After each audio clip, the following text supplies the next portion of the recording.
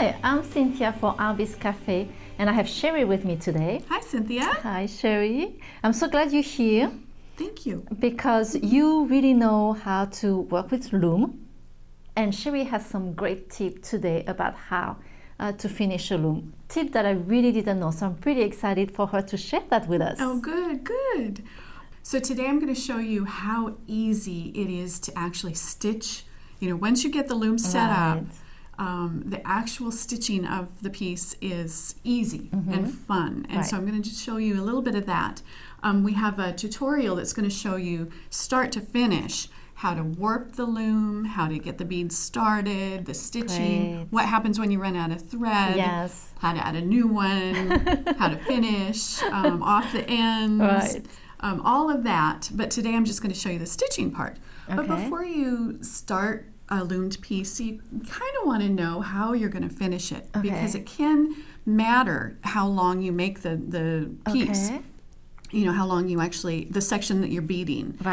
Because some clasps take up more space on the wrist than others. And we have a lot of different options. So I wanted to go over those choices. And I never thought about that. Before making your bracelet, you need to know how you finish it. I'm more like, okay, I do it and then I finish. Exactly. But for the loom, it's trickier, apparently. So we've got a lot here to show you. This piece has a little button and loop closure. This is the one that's in the tutorial.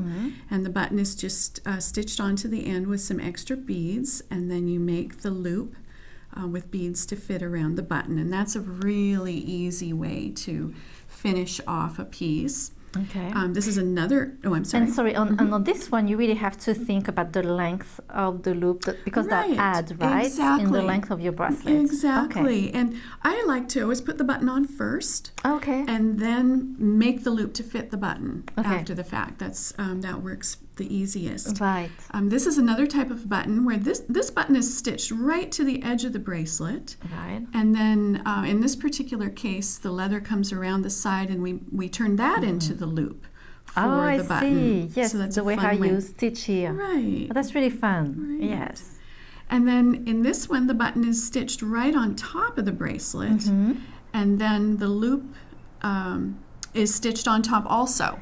And doing that brings the edges of the piece a little closer together, so you don't have a big gap on the back. That's a great idea because I tend to stitch from the end here. And I love that you did it on top of it. The bigger the button, the bigger the loop you need. But then your loop sits real close to the shank of the button, and then you've got this big gap. So that's one way of bringing the back of that bracelet a little closer together. That's great. This is another button that we made with beads. So maybe you don't have a button, right? So you've got all these seed beads. Make a little button that matches. And you can see how to do that in the tutorial for this particular design. This is really cute. Look at that. Sunshine. Yeah. And that's real fast and easy to do. And then, of course, toggles. Toggle clasps. There are so many beautiful toggle clasps out there and really easy to add to a bracelet. In both of these cases, just 2 little beads were added and a little jump ring in between. And then the toggle clasp is just linked to that little jump ring with jump rings. And the bar end the same. It's the same, yes. So a real easy way. You can just stitch the toggle directly to the beaded edge if you want. In this particular case, I just thought, let's add a couple beads, and it makes it very flexible. That's cute. This is one of my favorite types of clasps, and it's magnetic, and you can see that it makes such a nice close closure. It does. But this type in particular, you want to get the length of your bracelet accurate. And so that's why you want to think of these things ahead.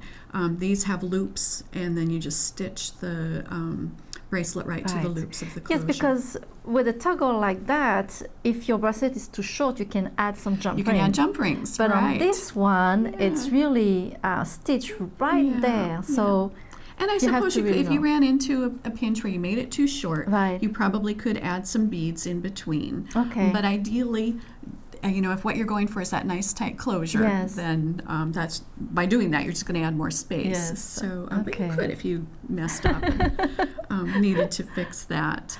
And then they come in all kinds of different colors and lengths, so they're really fun to work with. This is another really easy type of closure. This end piece has a groove in it, and then two little ends. One is folded most of the way down for you already, and then the other is open, and this just slides right over your beads. So you need to get a size that fits the beads that you're working with, Right. and then this little piece just folds over really easily with a pair of nylon jaw pliers.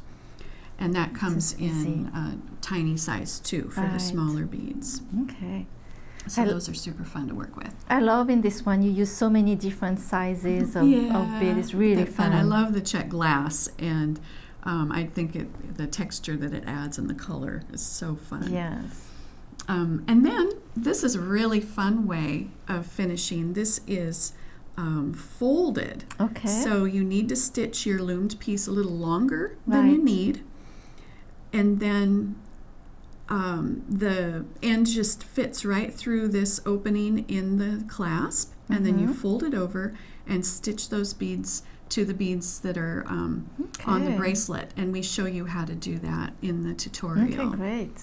Same with, we show how to slide these on as well. Okay.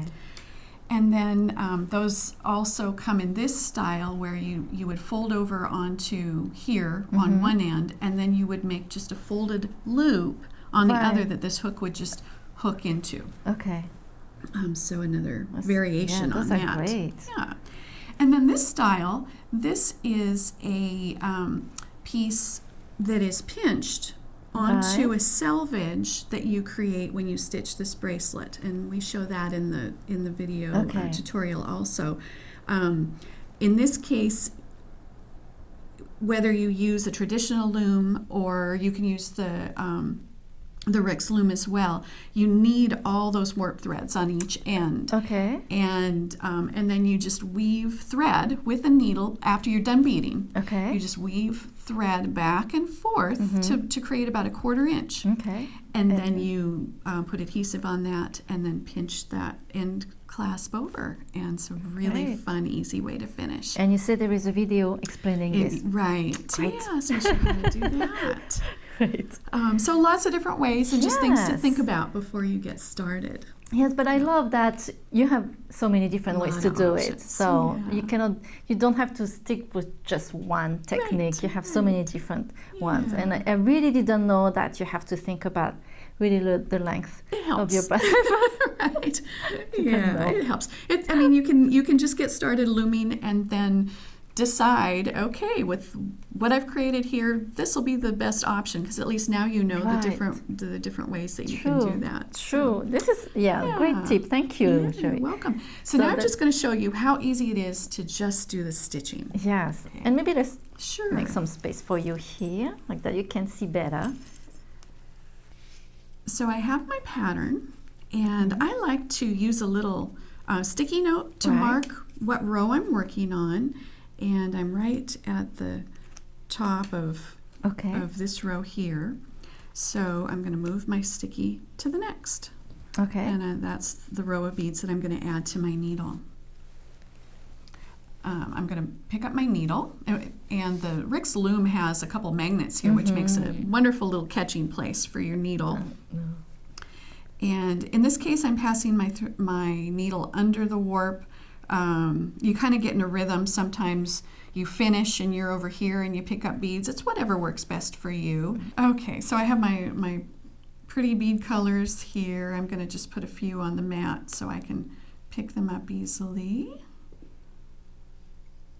I love the mix of colors you did there. And I'm kind of being a little messy, but I'm going to use them. So I don't need to pick those up now. So I've got a terracotta and a shiny copper, another terracotta, a turquoise, terracotta, shiny copper, and terracotta. And they're all on my needle.